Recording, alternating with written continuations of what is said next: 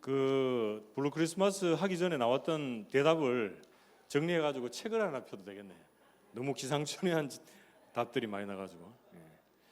자, 우리 말씀 같이 한번 읽어봅시다. 이사야서 43장 18절에서 21절까지 말씀. 우리 4절 되는데요. 우리 같이 한 목소리로 읽어보겠습니다. 구약성경 1020쪽쯤에 있습니다. 이사야서 43장 18절에서 21절까지 같이 읽겠습니다. 시작. 너희는 이전 일을 기억하지 말며 옛날 일을 생각하지 말라. 보라, 내가 새 일을 행하리니 이제 나타낼 것이라. 너희가 그것을 알지 못하겠느냐?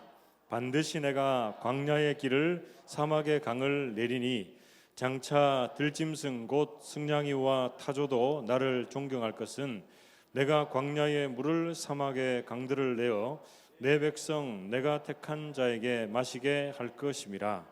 이 백성은 내가 나를 위하여 지었나니 나를 찬송하게 하려 함이니라.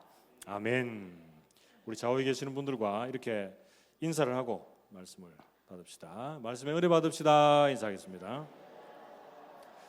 여러분, 제가 그 망각의 시대를 얘기를 많이 했는데 오늘 본문 말씀에도 보면 너희는 이전 일을 생각하지 말고 이전 일을 기억하지 말라, 이런 말씀이 있어요. 앞에 내용들을 쭉 읽어보면 출애굽 때의 그 하나님의 기적과 이사의 내용들을 얘기하면서 이전의 일을 다 잊어라, 이렇게 얘기하는 거예요. 이게 무슨 의미입니까? 하나님의 은혜를 잊으라는 말이 아니고 우리는 신앙생활을 하면서 우리가 가지고 있는 이런 뭐라 그래야 됩니까? 자신만의 하나님을 만들 때가 많아요. 예를 들면 세상 사람들은 이 성탄절을 만나면 어떻게 생각합니까? 뭐 하나님의 존재는 온데간데 없고 자신이 주인이 되어서 기쁘고 즐거워요. 그런데 믿음의 사람들은 어떻습니까? 성탄절을 만나면 우리 하나님이, 우리 주님이 중심이 되어야 되는 것이 당연한데, 그런데도 이 주님에 대한 생각들이 다 다르다는 거예요. 그런데 이 주님을 잊어버리란 말이 아니고 내 생각이나 내 뜻이나 나의 이 범주 안에 포함되어 있는 어떻게 한계에 가로막혀서 그 하나님의 존재를 제한하지 말라, 이런 뜻이에요.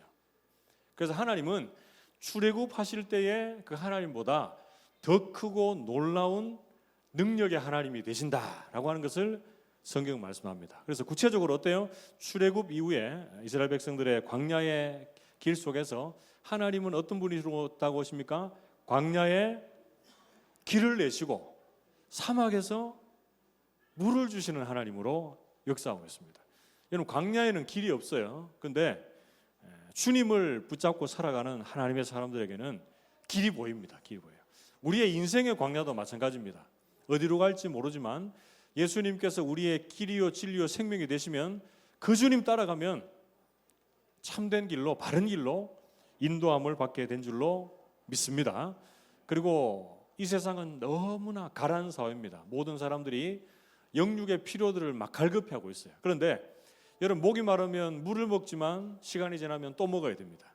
그런데 영적인 생명수, 영원한 우리의 목마르지 않게 생명수가 되시는 예수 그리스도를 우리의 삶의 마음의 주인으로 삼고 있으면 그것으로 인해서 영원히 목마르지 않는 하나님의 사람들로 세워지게 될 줄로 믿습니다.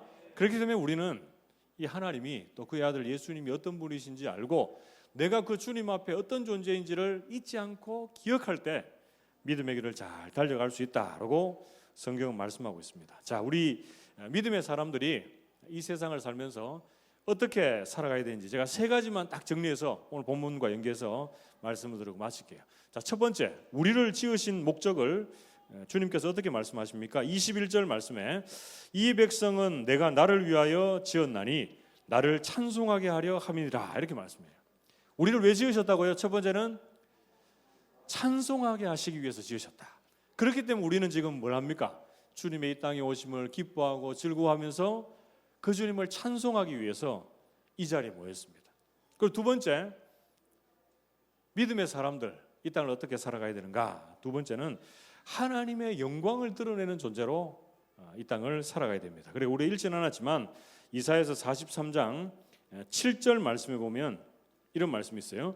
내 이름으로 불려지는 모든 자 곧 내가 내 영광을 위하여 창조한 자를 오게 하라. 그를 내가 지었고 그를 내가 만들었다. 이렇게 말씀해요. 주님이 우리를 택하시고 너는 내 것이다. 너는 참 보배롭고 존귀한 존재다. 내 백성이다 말씀하시면서 너를 어떻게 창조했다고요?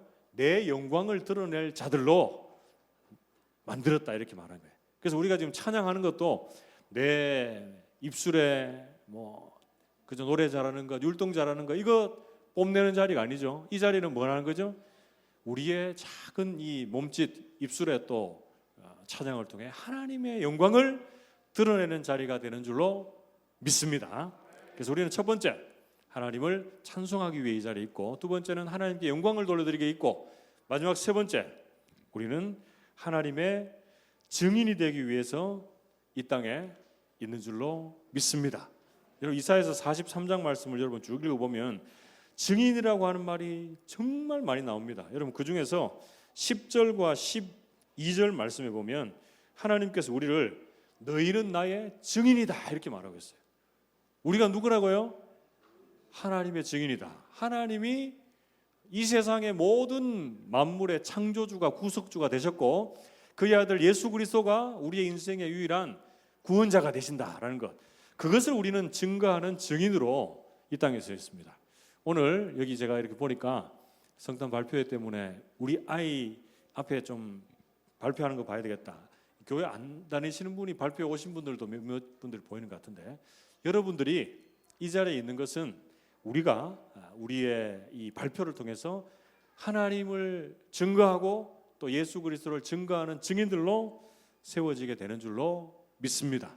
그래서 이 발표뿐 아니라 우리 성도들이 오늘 들었던 이 말씀을 기억하면서 하나님을 늘 찬송하는 자리에 서시고 하나님께 영광을 돌려드리는 자리에 서시고 하나님의 증인이 되는 우리 모든 성도들이 되시기를 주님의 이름으로 축복합니다. 제가 기도하고 축도하고 일부 예배 마칩시다. 기도합니다.